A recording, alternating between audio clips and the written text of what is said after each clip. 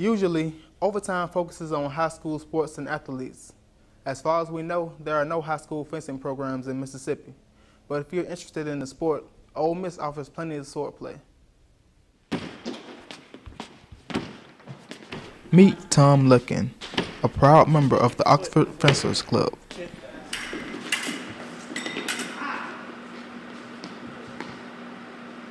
I have been fencing a year in April. I actually took part in a tournament about 3.5 months ago, which I got second place in. Yeah, luck beats skill, 9 times out of 10. The club has been in Oxford for over 5 years, but is still something of a secret to local residents. I usually get quite a reaction out of people whenever I tell them what sport I do. I tell them I'm a fencer. It's pretty cool, you know, just to be able to say you do something like this. I think it's popular, but we don't have a whole lot of fencers around here. We probably got about 45 fencers at any given time. The Fencers Club instructor is Dr. John Matthews, professor of pharmacy at the University of Mississippi. Dr. Matthews definitely knows a thing or two about fencing, having placed in countless competitions all over the U.S. These are the medals and trophies that I've won over the last 12 years that I've been competing. Are you still competing? And yes, I still compete pretty regularly. I'm going to Chicago this coming weekend to compete in the North American Cup Championship. Wow. And right now I'm 13th ranked in the nation in over 60 men's foil. Impressive. Dr. Matthews always gives Tom a challenge. In fact, Tom can barely touch him.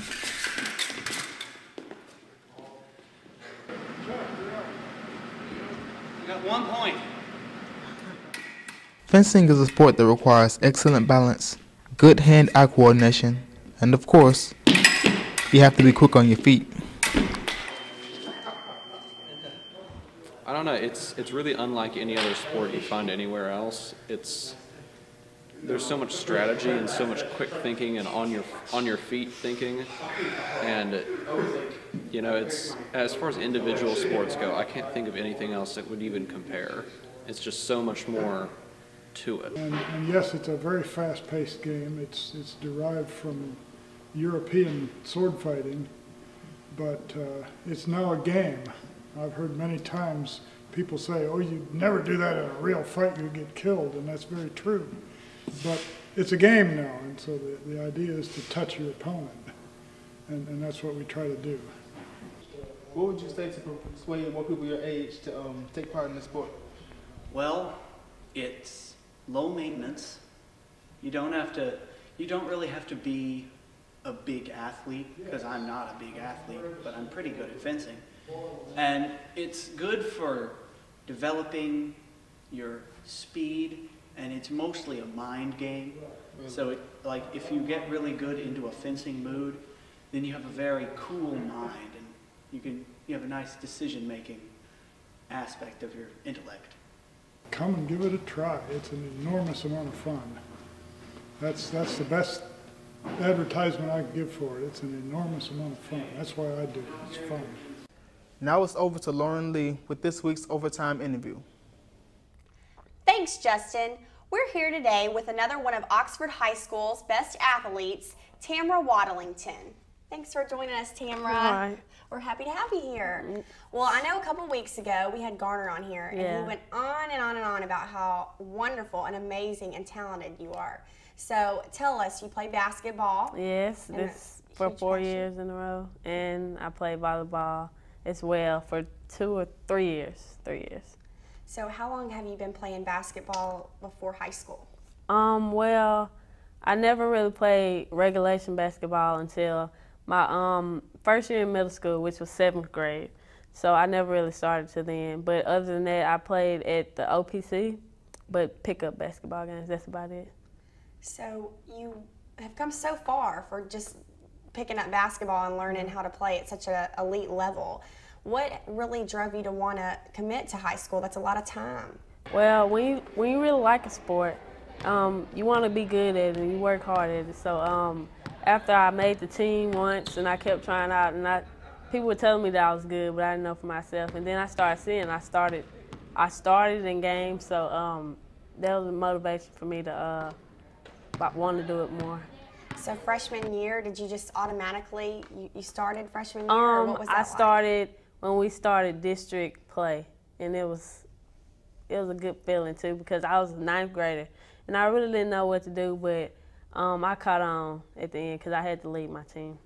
Were you intimidated at all coming into a sport like this, especially it's such a extreme and fast-paced sport? Of course I was, but I had teammates that helped me and encouraged me to do good things, so that was a lot of help. And so then came volleyball. How did that get started? Volleyball was just something that I wanted to do to keep in shape, and I tried out in 10th grade and made the team, and it was really fun, and I had a lot of friends on the team, and volleyball was just a fun sport to play, so I just kept doing it. So after high school, you're about to graduate, you're a senior.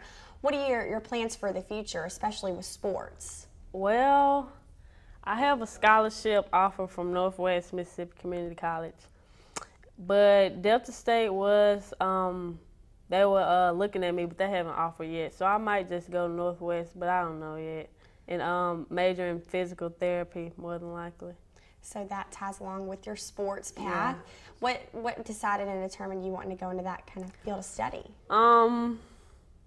I like being able to help people when they're injured, basically myself. I like to repair myself so that you'll be able to play, and I just like dealing with injuries, I guess. Have you gotten injured at all since you've been playing? I did when I was in 10th grade, because I played softball in 10th grade, and I slid on the base wrong, and I sprained my ankle, so I was out for like maybe a month. But it was during the summertime, so I didn't miss any basketball games or anything. That was like my only injury. I haven't ever had another injury yet.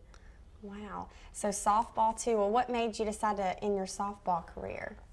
I'm not really an outdoor sports person because the sun, and then when it's too cold and my hands freeze up and I don't like catching the ball. But I had friends on the softball team that encouraged me to play, but I just didn't think it was me anymore, so I just decided to let it go. So with basketball, and you're hoping to play in college, is there anything that you're doing to prepare for the college season coming this next year?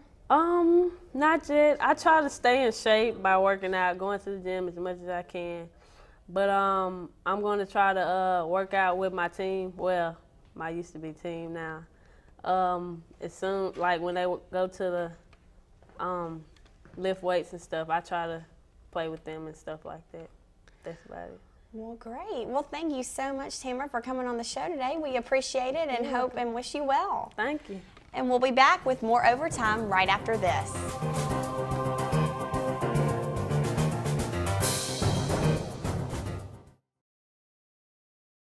We've all heard of ROTC, but what is it? Graduates of the Army ROTC program are officers in the U.S. Army. Officers usually lead 30 or more people in their first assignment.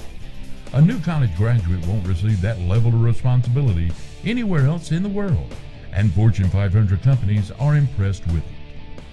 If you think you have what it takes to be a leader, call our toll-free number or stop by Barnard Hall for more information.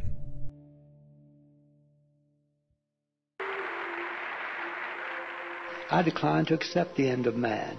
It is easy enough to say that man is immortal simply because he will endure. I refuse to accept this, not because he alone among creatures has an inexhaustible voice, but because he has a soul. I believe that man will not merely endure, he will prevail.